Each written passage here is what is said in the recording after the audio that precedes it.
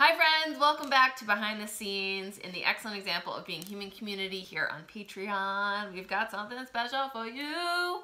Freddie Kimmel is one of my dearest friends. I met him like 8 years ago in New York City in this really freaking phenomenal acting class. We met on Monday nights from 6 to 10 p.m. and we had Broadway stars in there, we had TV stars. It was just like the most phenomenal transformational experience. It was a lot like therapy and life coaching and did everything coaching all in one in this New York City tiny studio. It was phenomenal. And I met some of my best friends there. And that's where I met Freddie. I remember he walked in and right away I said, okay, that's a dancer. I can tell by his body. I could tell by how he moved and how he did his monologue. And he is just one of the most magical, overflowing, bubbly, musical human beings. And now he's a functional coach. And you're going to hear a story as to how he became a functional coach, but this guy is one of the most brilliant people I know. Freddie is who I go to when I need some guidance for my clients. He's who I go to when I have a question about my own body. He is just a freaking computer full of knowledge. So you are going to love him, enjoy. He's even added an extra behind the scenes segment for you here as a special bonus. So I hope you enjoy.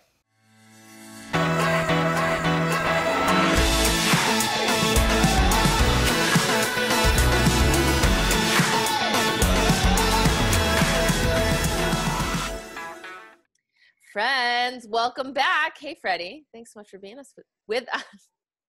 Hey, Freddie. Thanks so much for being with us today. This is an extraordinary example of being human right here. Oh, totally. I know. I actually so love that the behind the scenes people get to see this. Because like in interviews, like sometimes somebody messes up their words, sometimes the mic cuts out, and we just both smile and we giggle and we go, okay, do you want to record that again? Yeah. Whereas when the audio goes out, people are like, oh my gosh, how is it so good? How are people so eloquent? Yeah, when I make my little videos, I probably do like 30. Yes, I know. I hear you. Okay, so Freddie, I gave your professional bio in the intro, but tell us in your own words who you are. Who am I? I'm like we all are. It's so multidimensional. Mm-hmm. The many threads and stories that make up a human being. But so I'm a like it says in my bio, I'm a functional health coach. I help people to go from where they are to where they want to be.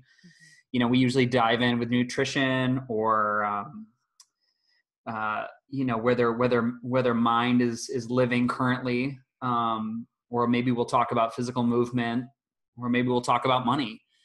But we usually start somewhere, and then it's a deep dive into just trying to break down all the limiting beliefs they have dwelling inside their lives so they can be more functional. So that's one thing. I'm also a Broadway performer. I also do that. I've been in shows like, Phantom and Billy Elliot, and most recently Cagney the musical here in New York City, where I was a standby for Cagney. So I did that for a year and a half. And so that's like the artistic side of me. And then that takes up a lot. That takes up a lot of space. And I don't know, is that enough? Yeah, that's enough. I have so many questions that will bring it out of you. Okay, so before we dive into all of that, we're just going to do a quick fire. So answer these questions just like some are very easy. So where were you born? Rochester, New York. How many siblings do you have? 3. Ooh, are you the oldest, youngest, or in the I am the oldest sibling. Oldest of 3 siblings. Okay. What did you want to be when you were growing up? What did you think you wanted to be? Oh, I didn't really have a clear vision for what I wanted to be. I had toyed. My dad's an engineer. I had worked with my dad's engineering firm all through high school and even junior high, and then through college, mechanical engineering.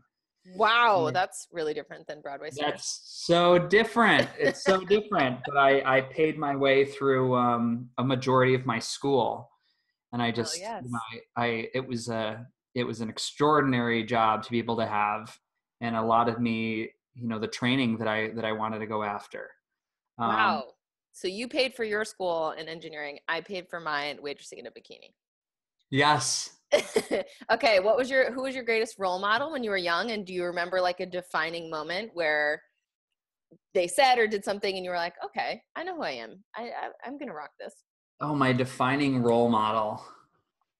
I would have to say I really was inspired by my theatrical director in high school, Dan Burke. He was our biology teacher as well. He was just so cool and so fun, and he was so, obviously he was a great teacher, great biology teacher. I did really good in his class, and then I remember he had moved to our school, to our high school, after having had taught somewhere else, and he had came and watched the school musical the year before. And I remember we were doing Oklahoma. I was like Slim, or maybe the character of Fred, could have been one of those. Just, you stand in the back and kind of watch all the older kids doing their thing. And he told me that he's like, I saw you in the musical. I think you could be really, really good. You were great up there. And then that next year he cast me as a lead in a show. I think it was Brigadoon. So he was just this guy who just kind of like plucked me out of nowhere. I don't think I had anything special or talent. I don't remember, singing well or dancing well particularly, but he saw something in me, and he was just like such a champion of mine. He always encouraged me and kept pushing me to do better and bigger things in the world of theater. And we still keep in touch to this day. And he's one of my heroes. Wow. Oh my gosh, that's beautiful. I had a teacher in high school too that just decided, they're like, hey, you can do more. You want to do more? I'll be your cheer. Like, how that's so freaking special. It just takes one person to say, hey, I see you. Yeah. And you can do this. The guy he totally changed the course of my life. Absolutely. And everybody who's come into contact with me throughout time forever. Do you know what I mean? Just because of his faith or his vision, or he saw something. But, he also had, he was full of energy. He still is. He's full of energy. He does not look like he has aged a day. It's crazy. It's crazy. So I think, there's probably a lot of ways I model my life after just his energetic being. However I get there in my own way, but I was always very inspired, and still am very inspired by him. Yeah, well, I was going to say, now that's what you do. You help people be seen, and you're their cheerleader. I'm their cheerleader, yeah. And I don't age. We're working with, yeah, exactly. I know. And that's also the secret sauce to not aging. Yeah. Have lots of internal vitality. Okay, so Freddie, for so many coaches and wellness practitioners, they have like a personal why of how they started on this journey. And for you, yours was a pretty big life or death why. So right. Can you bring us through your health? Do you want me to bring you up to speed? Yeah. So my why, I was pursuing music theater in New York, and as things do, they're rolling along the ladder of success. You're getting better job after better job. I got my equity card. I started really training at Broadway Dance Center, where we both trained, doing an internship there, and really started to work on the pieces of my craft that were lacking. So that would be like dance, or I went out and got a really good acting teacher. And I remember I had booked a production contract at the Kennedy Center. So a production contract is like a Broadway level contract. It's like the most money you can make doing music theater. It's like a unicorn. They don't exist. Can you tell us like what Broadway stars make for money? I think the minimum right now, it's around like $19.95 a week, to around $2,000 a week when you get all your little bells and whistles. If that's an ensemble contract, obviously as a principal, you go up dramatically. Or if you're a swing in a show, if you're, covering 4 or 5 parts, ready to go in and be the pitch hitter. Right. So I had just booked this production contract at the Kennedy Center. And at the same time, I started to have this pain in my testicle, in my left testicle. And I explored it with a doctor right away. I was a little concerned, you shouldn't have a pain. It was like a little nodule on my testicle. And the doctor told me that it was not cancer, so not to worry, because cancer doesn't hurt. So I let it go.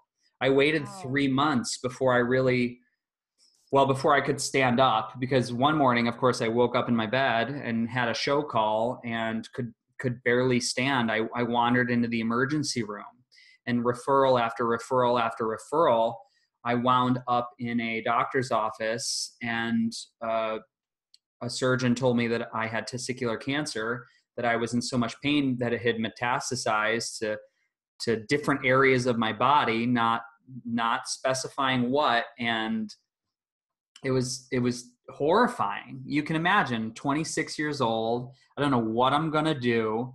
I get on the phone with my dad, one of the most uncomfortable conversations I've ever had or probably ever will. I had to tell my dad I had cancer. And the whole time, the conversation, all I could think was how much I fucked up. Like, Why? yes, because I should have been more thorough. I should have investigated my body's instincts 3 months prior, but I let it go. I had plenty of clues and cues to seek help or seek additional healing, but the irresponsible, juvenile, I'm invincible mindset had me ignore those things. So I just felt like I had let every single person in my life down when I got cancer. I really did. I know that's not necessarily a healthy way to think, but it's part of the conditioning that, I was raised under in my household. Obviously, that's how I process failure, or do you know what I mean? Yeah. And you had a doctor tell you this is nothing. And we've also been conditioned to think doctors know everything.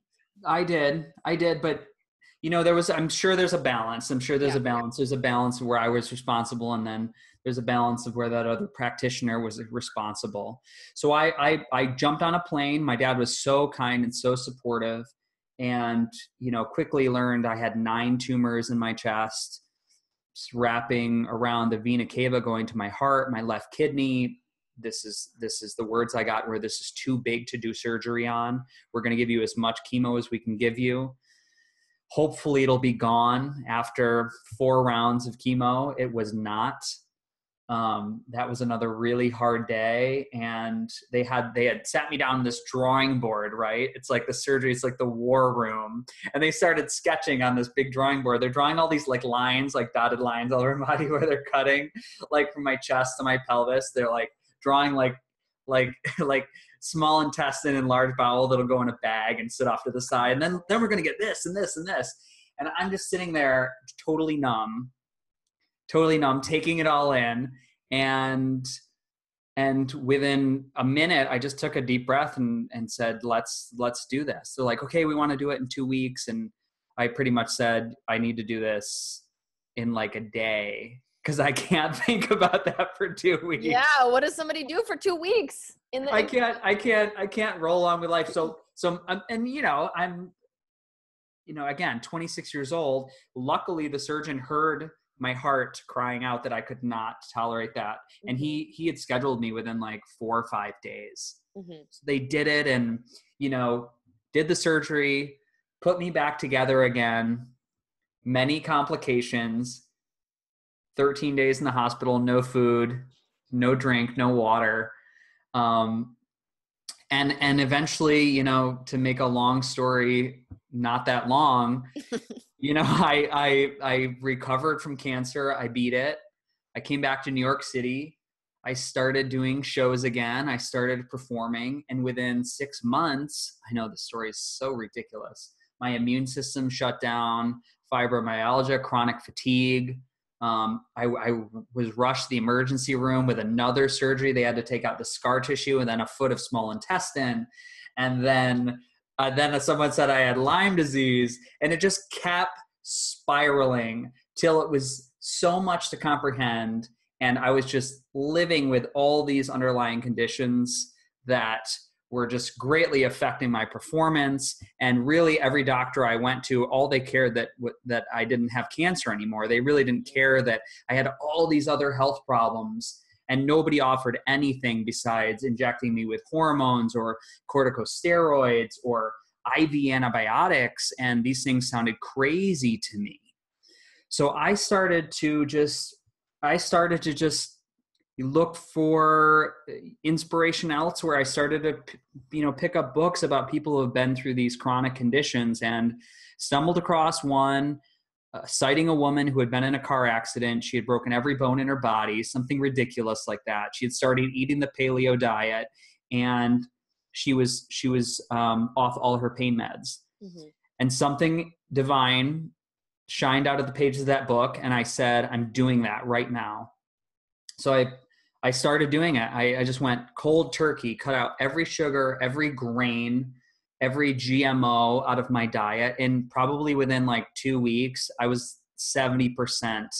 Wow, My 2 pain was weeks. 2 weeks was fast.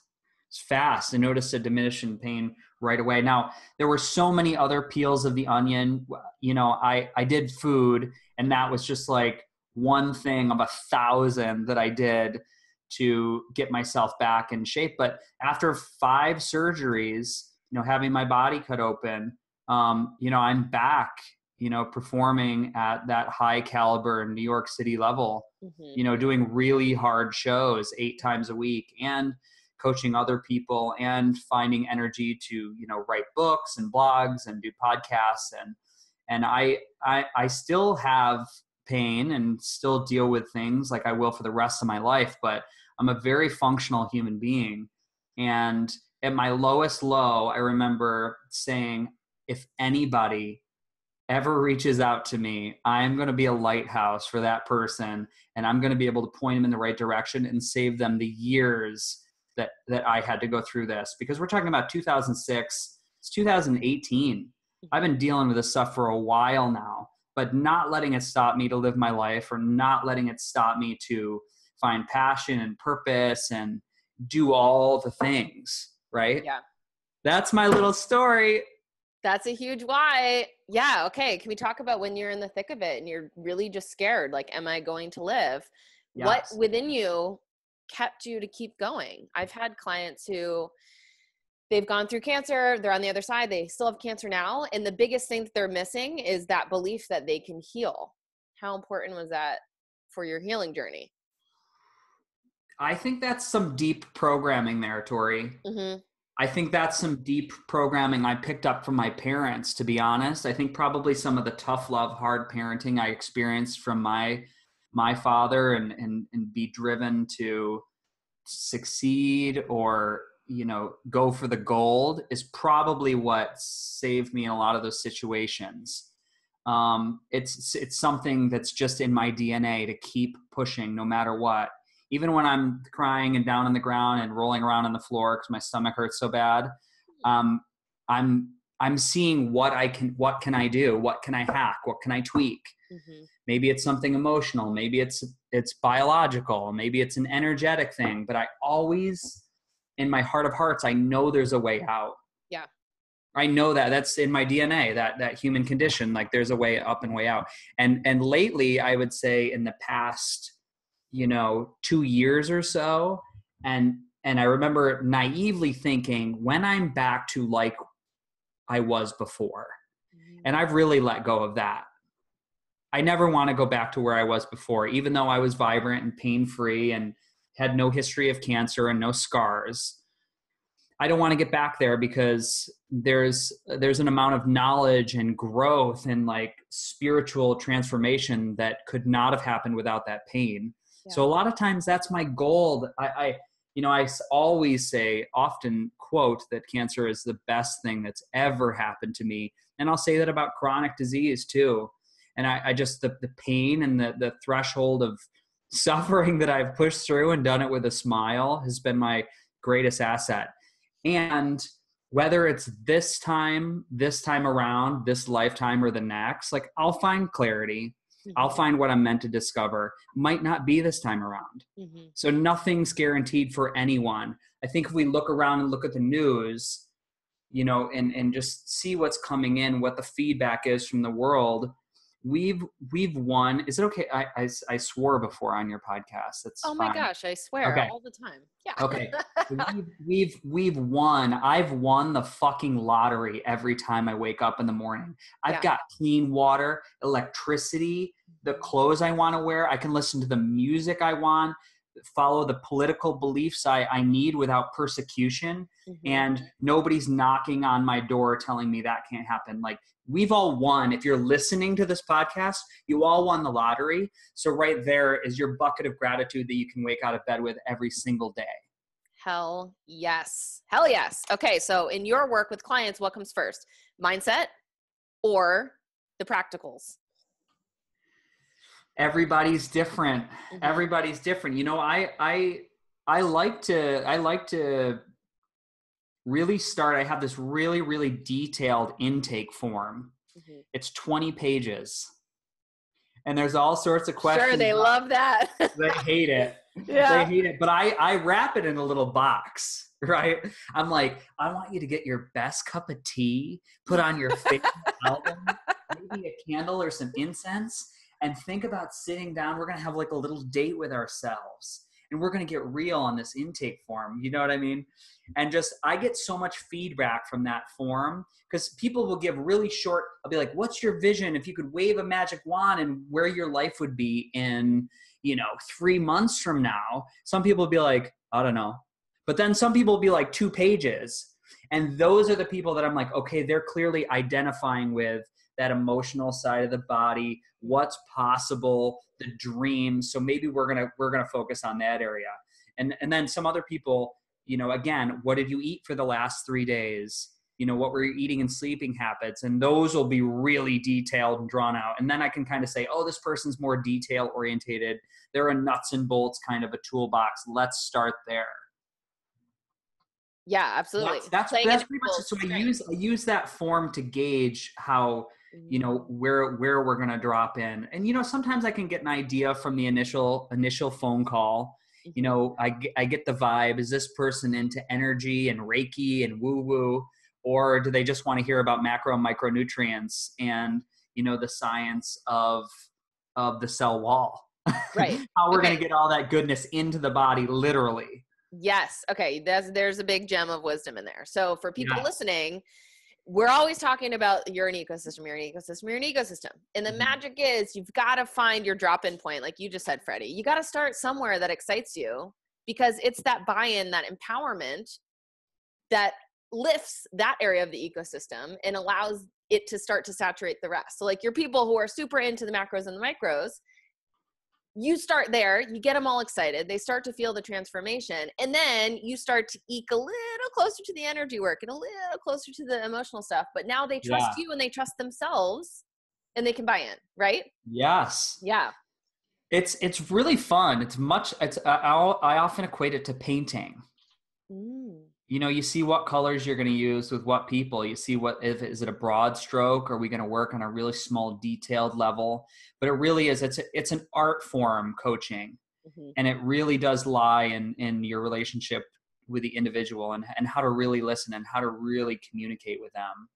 Like you, I've been to 5 different programs to do coaching, to do, research the microbiome, to get energy training, to, be a personal trainer. Like how many things can I try to be an expert in?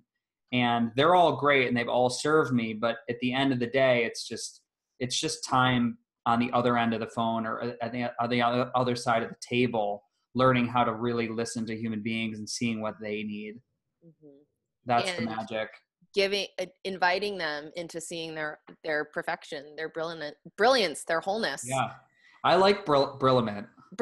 They're brilliants. Yeah, exactly. We fill up on all these skills and these expertises. And then I have like the epiphany at least once a week.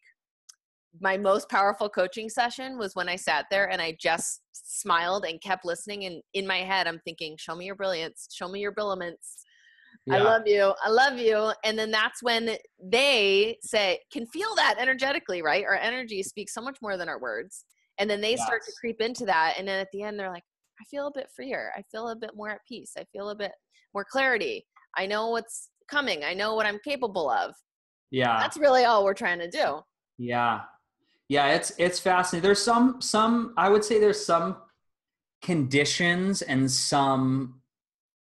there are some people I interact with where I see right away where maybe some of the rules go out the window and there's like a biological, like there's a neurotransmitter thing happening in the brain where we can talk all we want, but until we get your brain firing right, none of these, we could talk all day long, nothing's going to stick. Yep. Right. You might have to move one of these big blocks out of the way first before we start working on the base of what we're building together. Absolutely. Right. Because we're in this machinery. Right. Machinery isn't taken care of properly or isn't working properly, we can't have access to the stuff inside. And that's what I love about you. You are such a wealth of specific knowledge. Yeah. If I need something super specific, you're who I go to. So is there is there a trend that you see with clients all the time that could be helpful for the listeners? Like, is there something that they could investigate within themselves now for like an immediate health uplift right now? An immediate health, like a trend that I'm seeing in people. Oh man, we just all do too much. We just do too much. It's like we all want all the things all the time.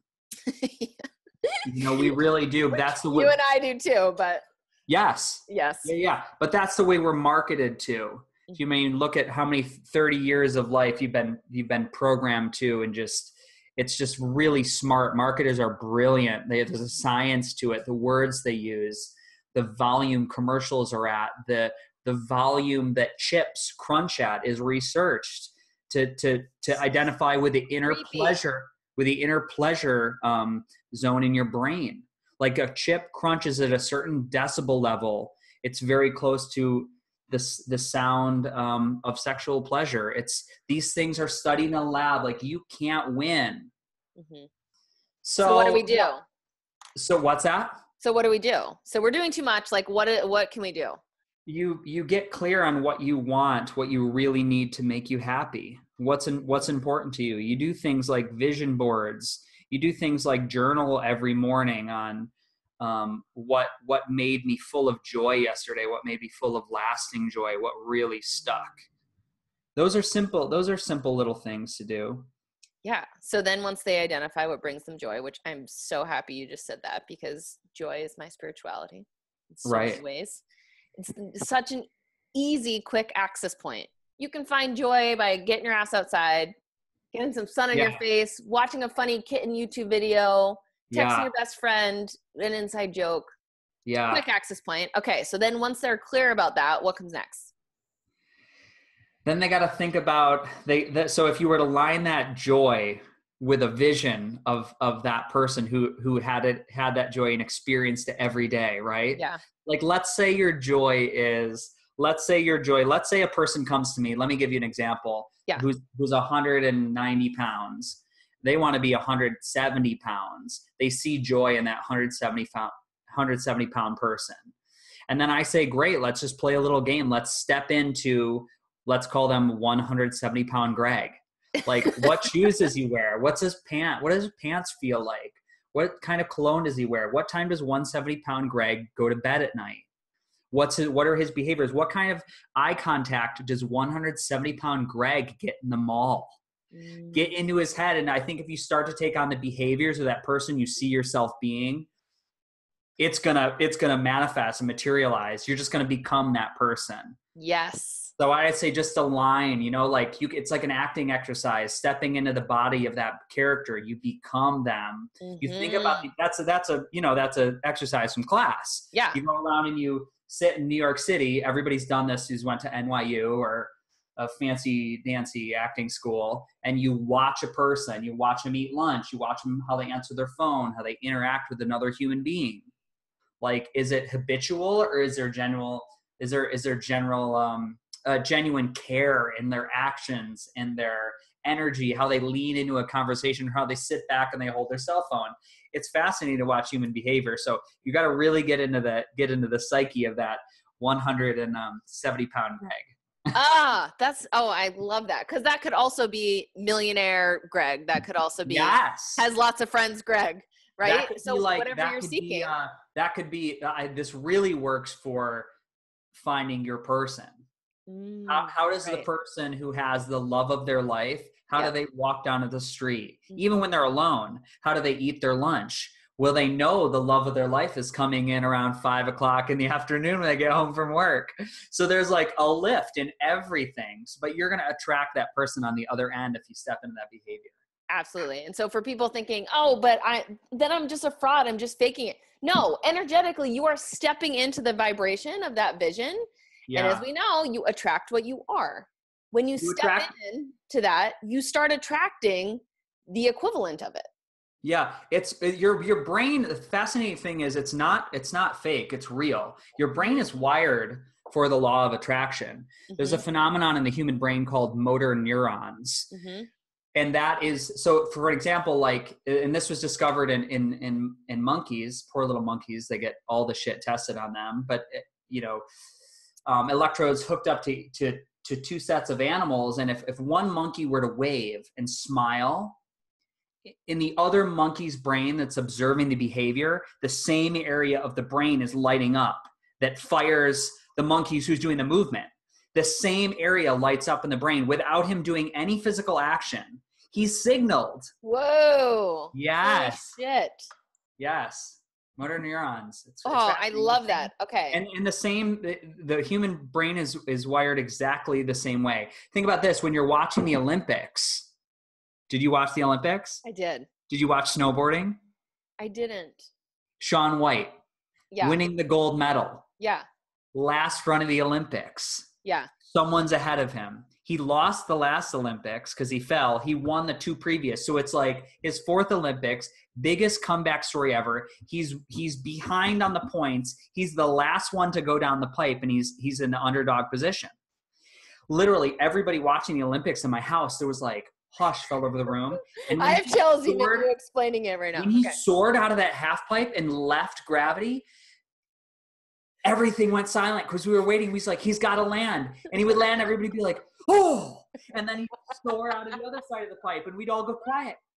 And he'd land and we'd be like, oh. And then like at the end of the run, we were on board with Shaun White. We were feeling the run. The risk of us falling and dying and losing an Olympic gold medal, we were right on board with him. That's motor neurons. That's the law of attraction. And Shaun White, just to speak to the power of visualization and stepping into it, his training process is like even more visualization than it is physical training. I just was on Shaun White's board while you were telling that story. Sure. No, it's really fascinating the way the human brain works. I got one more great human brain story. Yeah, please. And that is this is from a book on sleep that I recently am researching and studying. I'm so into sleep right now, the power of sleep to heal our bodies, to put us on. It's the greatest performing enhancing drug in the world. There is nothing that changes the human body's performance like 8 hours of sleep or above. But they have these mice and they hook the mice up, again, poor little animals, to these electrodes, and they're running them through a maze. And as the mice are going through turn by turn by turn, every time they learn a turn, on the other end of the computer, there's like a tone. It's going ding, ding, ding. Like that's the mouse memorizing the pathway to cheese. Yeah. At night when the mice are sleeping, the on the other end of the computer system, the recording, it sounds like this. It's going brrr, brrr, brrr. Those are the dings, rehearsing 20 to 30% faster at night while they're sleeping. Wow. The mouse is ingraining the pattern of all those skills they learned. That's from 8 hours of sleep. And the next day, without any practicing, the mouse's performance is increased by 20 to 30% by getting those 8 hours of sleep. That only happens so in their dream they were doing yes. it, or there was a machine making it? No, in their dream. That's an animal experiencing deep REM sleep. Without the REM, without the deep sleep, you don't get the benefit. Wow. Yeah, it's not ingrained. So you've also seen like a dog like moving its legs, right? Running. Yeah. Like he's going through, he's learning. He's like going through a pattern. People do that too. Dancers will do that at night when they're in bed. They'll like kick or jump. They're like going over like choreography that they learned during the day. But they're learning. You've done that. You've worked on a piece. You've not practiced at all. You've got a good night's sleep. You went in the studio, and the next day you're sort of nailing it with no additional rehearsal. Yeah. We've also been in a rehearsal situation where we're in a room, we're going over material, we're going over lines. We chose to go out after rehearsal, get 3 glasses of wine, eat really late at night, maybe some processed sugar. We sleep for 4 hours, and the next day, life's real, real hard. Real hard. Yep. None of the skill sets jumped on board for the next day. Absolutely. Wow. Yeah. So the greatest performance enhancing drug is sleep. Yes. How many hours of sleep should we be getting? We need to get 8. 8. No Okay, less so than I have a 8. question about that because Yep. 8 puts you right in the middle of a sleep cycle. I actually feel crappy when I get up right at 8. It has to be either 9 or 7.5. Well, then you'd go more. More, right. Yeah. Yep. So what's Because happening in the body? even if this subset, it was looking at 100,000 people, Yeah. and everybody who got 7 had a measurable decline in performance. Not that they could perceive. You're not a good judge of perceiving your own performance after less than optimal sleep. But on antiquated tests in a lab, yes, everybody falls short after 7. And after 4 hours of sleep, one night of 4 hours of sleep decreases your immune system, the killer, the cells that go around and eat up cancer, because we're all getting cancer every day, but we have an effective immune system that hopefully eats those cells. 1 4-hour night sleep decreases those killer cancer cells by 27%. One night a week. Wow. Yep. Yeah, loss of sleep, chronic poor sleep is, again, it's the greatest indicator of mortality. Wow. Yeah. I'm like frantically taking notes over here. This goes back into what I'm saying about we all do too much. Yes. We all you would think you'd want to stay up late, right? And read more and do more work. But really, when you're committing to 8 hours of sleep, then your performance is going to be better. Your quality of life will be better. Your relationships will be better. It might be the difference between sitting down with your significant other or good friend to a cup of coffee and being really open to like a creative moment and collaborating, to just sort of being annoyed, slightly annoyed, because we've all felt this, and you're attuned to your body, so am I. Deep down inside, I know I'm a little tired. And I know that's why I just kind of want to go home, or, oh, I don't really agree with that. I don't like what you're saying. As opposed to when you're really rested and restored, you know what it's like to bounce ideas off somebody. You could change the world. That's the difference. It's a slight difference. And we're not always keen to that perception. I hate the feeling of being just a little bit tired. I hate it. Me too. I hate it. And I love, it's like a drug to me to be so awake that it's like, there's not even a little cloud of fog there. Yeah. I think that's one of the biggest hacks you could do, is just, get deep on how you're going to get those 8 hours a night, like figure it out. And naps do not help. Naps help with the fatigue, but they don't fix the immune system. They don't really repair the cognitive damage. That was my next question. Why? Why not? So yesterday I sat down. It just doesn't. Sleep's not like a bank. It just doesn't work that way in the human body. Wow. I know. So what are naps? Why? Okay. So what naps can do is naps can really boost your creativity.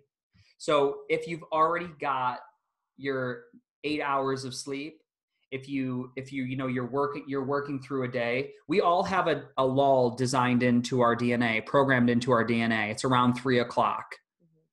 Even if you get the 8 hours, it's really beneficial to the human body and creativity to listen to that lull and try to find a 15, 20-minute nap. Wow. Einstein did this. Einstein used to fall asleep in his chair. He would put like a brass ball in his hand with like a little mechanism where he had like a spoon and the ball, and he would fall asleep for his nap. And we would wake up, he would drop the ball, and he would go to his notebook. Sorry, this is Thomas Edison, actually. He would go to his notebook and he would start writing down ideas. So he used his nap. And that waking up is like a burst of adrenaline, isn't it? Yeah. When you wake up like that, does that help with the creativity in some way? I don't know. I couldn't tell you that statistically, or I couldn't quantify that, but I know naps are beneficial for creativity. And when you do feel that lull, the best thing you can do, as opposed to a cup of coffee, is just sit down. Even meditating for 10 minutes can be a great reset. Or laying down and putting your legs up on the wall just to move some blood through your body. Yeah, or I mean, even better, it's not doable for everybody, would be to get your feet in the dirt and just ground. The exchange of electrons through the bottom of your feet through good quality earth is more potent than vitamin C. Wow. It's something we don't do anymore. You are such a freaking wealth of knowledge. I could ask you questions all day. They're all in there. I know. Okay, so now for our Patreon peeps, Yeah, you have something special you want to teach them. I do. So right now we're sitting chatting with Tori Doobie. And while we've been doing this episode, I have a couple things that are upgrading my human performance while we're talking, because why not maximize your time you're sitting here? And what I'm working with right now is a red light device, near infrared light and red therapy light, and also a quantum healing device that is charging up my body. We can see a little bit of a red glow here coming from under my table. It's on my feet now. It's called the Rejuvenator. I'm gonna get out of camera here pick it up for a second. It's the Rejuvenator, and it's a red light that charges up the human body. It works with the mitochondria in the body. So look at this thing here. Whoa. So we've got it looks like there's lights out here, right? That's an invisible wavelength, but it's still penetrating my body. It's amazing for boosting melatonin production, sore muscles. This is a Rejuvenator. There's another brand on the market, which I can give Tori a link to, called the Joovv, Joovv. This is probably one of the best things I've ever bought. I have a lot of tech in my house. I have an ozone machine. I have an EWAT exercise with oxygen therapy. I've got a biomat. I've got all the things. I'd say for the price point, this is around $650, $700. This guy's amazing. You can put it right on the prefrontal cortex, and it just zens out your neurotransmitters. It's great for going to sleep. It's amazing for sore muscles after the gym. Like if you do a leg day, I put this on my quads. No soreness the next day. Wow. It's really pronounced. I've had it for about 3 weeks, but I'm really in love with this model. Again, there's another one. There's one that's more commercial called the Joovv. I can give you a link to that if you want. And how much is the Joovv? I think if you get the combo, the red and the near infrared light, I think it's about $650. They're very comparable in price. Yeah. The other one just comes from a bigger marketing base. They have more money, Yeah. They're at the Bulletproof Conference, all those things. But this thing, it's just been a game changer for my performance. Also, another thing we mentioned, so, I went through cancer treatment and, them cutting up my intestines 4 times. We've talked about this. I destined to a life of just digestive pain, of abdominal adhesions, which are another big topic of mine that I talk about with people. And I get lots of people coming to me post-surgical conditions. But this thing on my belly at night, 20 minutes once a day, has been, my stomach's the best it's ever felt in 12 years. And that could be for somebody with Crohn's, or like it can be anything. Fibromyalgia, PCOS, endometriosis. I've got a girl that just shipped one to her. She's using it for her fibroids. Yeah, you could use it for anything. Traumatic brain injury. I have a friend using it that's going through a traumatic brain injury recovery protocol, and she really notices the benefit when she puts it on.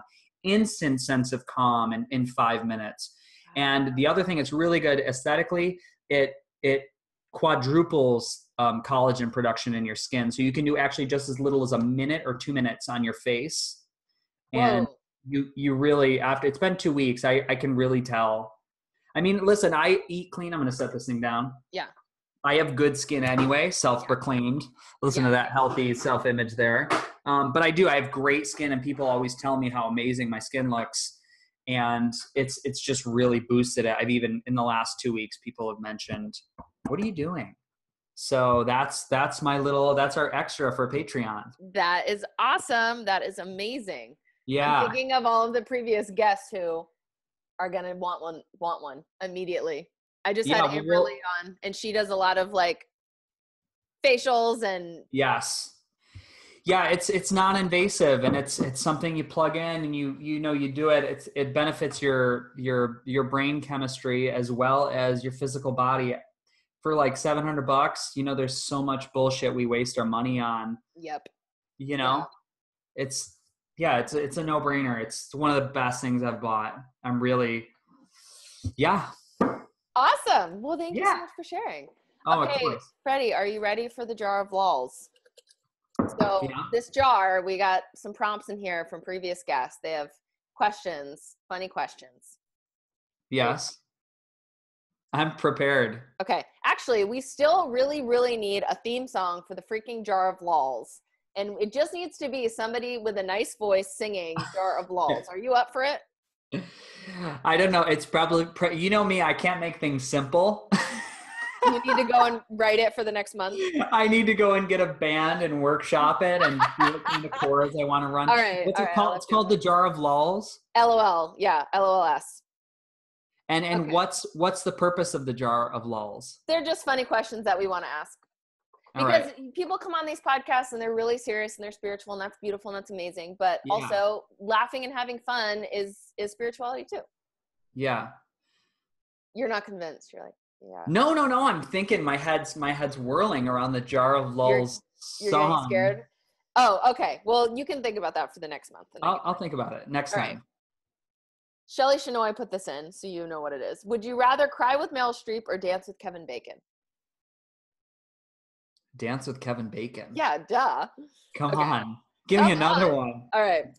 Challenge me. What's the weirdest thing you've done in someone else's house? The weirdest thing I've done in someone else's house. I don't think anything's weird. I know. I'm like accepting all human behavior. Yeah. Oh. But still, like clipping your toenails and like. That's not weird to me. You would clip your toenails in a new person that you just met's house? I would.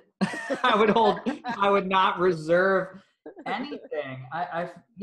No. Give me another question. Okay. No, that one's not good for you. Okay. That one's not good. Let's see. The most ridiculous fact you know. You have so many, so it wouldn't even be that ridiculous. The most ridiculous fact you know. The most ridiculous fact I know. Of course, now posed with that question, it's difficult for me to even think of. Most difficult fact I know. No, ridiculous fact you know. Oh, ridiculous. I mean, I just get this image. I don't know the logistics, but I get this image of, you think about the beautiful blue ocean and you think about humpback whales and them jumping in and out of the water. Have you ever seen a humpback whale's penis? No. It is insane. I want everybody to go and Google a humpback whale's penis. They never show them in commercials of people seeing. Because they're too big? They're too big. It's like. Do they Photoshop it out of the whale jumping? Do they Photoshop the penis out? They just don't show it on like those whale tours. They don't put a whale penis on there. This thing is like, it's like 2 feet in diameter and like 8 feet long. It's insane. What? And yeah, it just hangs from their body, or is it tuck in? Well, it's just floppy. It comes out of their body. Humpback whale penis. Okay. Everybody Google that. It's gonna be amazing. It's gonna totally change every time you look at a whale for the rest of your life. Yeah. Lord. Okay. Well, that's on my to-do list after this. Yeah. Shelly also put this question in. If you pick one, which one would you rather eat? 3 pounds of sand or a 24-inch stick? A stick? Yeah. A 2-foot stick or 3 cups of sand, not 3 pounds. That's too many. That's too much sand. 3 cups of sand. From my digestive standpoint, I got to go with the sand. That stick sounds like it would hurt me. Yeah, but you could gnaw on it like a beaver. Like you could just. No, those chips, those shards, I'm going to tell you right now, just like your teeth and the capability of human saliva and our digestive fluids, it couldn't do shit with that wood. But I could poop out that sand. It's the most scientific answer we're ever going to get on that. Okay, last one. That's the way my brain works. If you were going to start a cult, what cult would it be? Oh, I am starting a cult. It's Ready, Set, Go.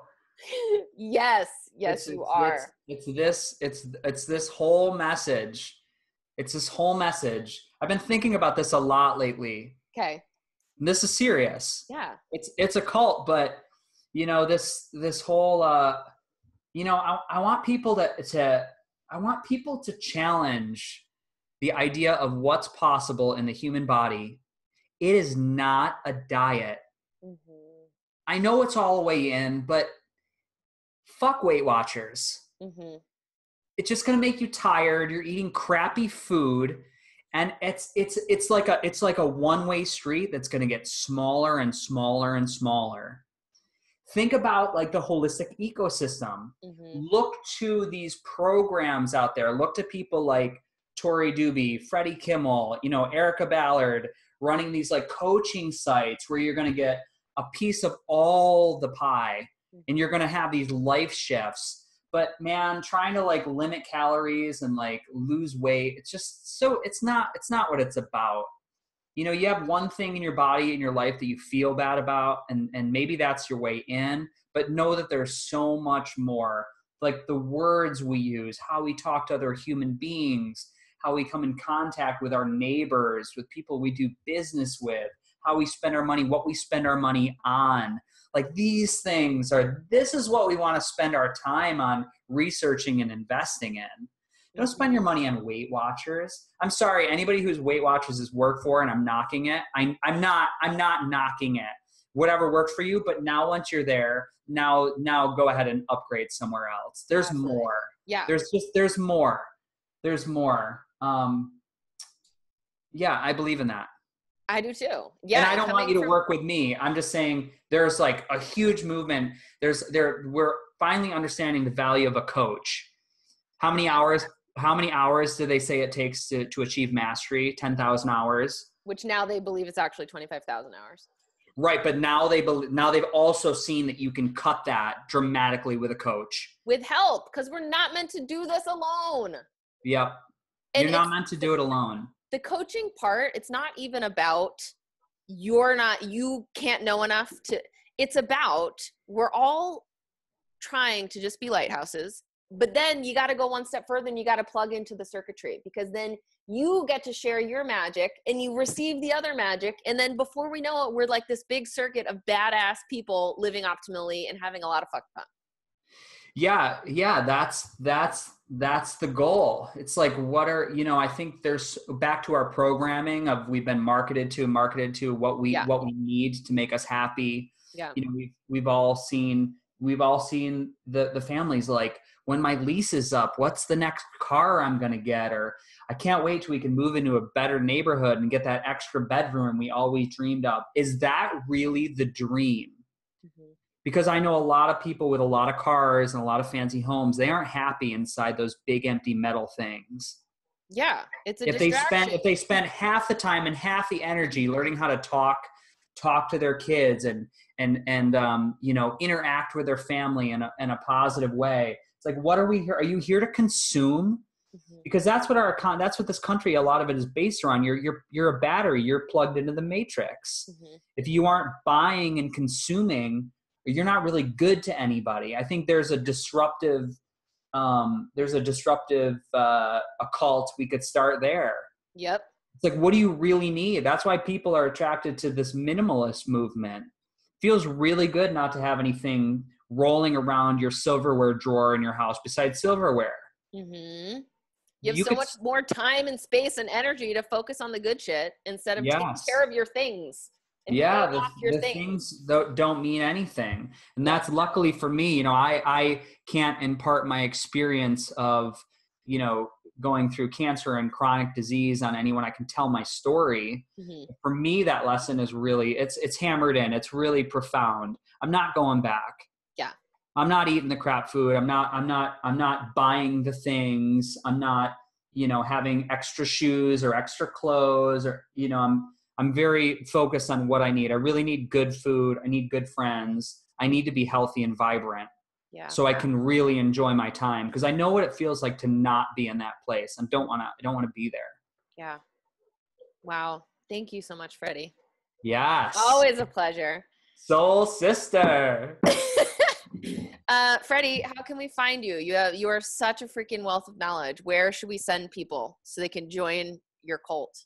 Well, they can go to freddysetgo.com, mm-hmm. which is I'll have a new website up like within the week and a half, which is Amazing. the new one. The one I exist with now is a great blogs, lots of food recipes.